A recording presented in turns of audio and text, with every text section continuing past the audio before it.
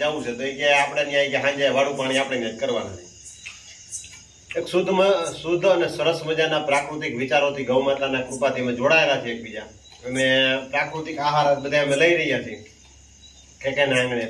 અને સરસ મજાનો ઘર જેવો ડાયરો બધો છે. અમે બધા મિત્રોને બધા આવ્યા ને કે બધા ભેગા ભોજન લેશું તો અહીંયા મકાઈના રોટલા, ચાયની રોટલા, શાક, આ તે બીજું ત્રીજું બધું સરસ મજાનો જમવાનો જમણવાર છે.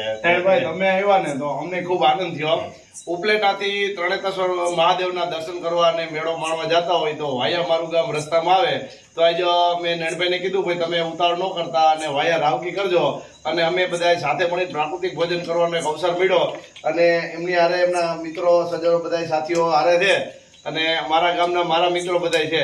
તો મિત્રો આપણે સગા સંબંધી અને સામાન્ય એવા નાના મોટા પ્રોગ્રામ તો કરતા જ હોય, પણ જ્યારે અલગ અલગ જગ્યાએથી એકબીજાના હાથમાંથી કેળવાયેલા હોય, જે આપણો વ્યવસાય કૃષિ છે, તો કૃષિ ક્ષેત્રે જ્યારે આપણે એક થયા હોય ત્યારે અવારનવાર એકબીજાથી મુલાકાત થતી હોય, એકબીજાના ફાર્મને વિઝિટ થતી હોય, ત્યારે આપણે જ્યારે જે કુદરતે આમ આપણા ગઢિયાઓ કીધું છે ને કે જેના નાયણભાઈ અન્ન ભેળા ને મન ભેળા, એટલે આ અમારા છે ને મન ભેળા છે. ત્યારે અવારનવાર અમારે આવી રીતે સાથે મળવાનું થાય છે અને ખૂબ આનંદ આવ્યો. નાનભાઈ આજે જે જવાના છે હમણાં અત્યારે વાળું પાણી કરી અને પછી તળેતર જવાના છે. નાનભાઈ કરો ચાલુ અને જુવાડા બધા અમે આજે આપણે કહેવાય ને કે ભાઈ આપણે પ્રાકૃતિક ભોજન કરતા હોય તો અમારે એક વધારાનું એ કહેવાનું હતું કે આ છે ને સરગવો છે. રીંગણા બટાટા ટમેટા નાનભાઈ રોજ ખાતા હોય, પણ સરગવો છે ને એ એક ઝાડ ઉપર થતી સિંગ છે, બધાને ખબર છે.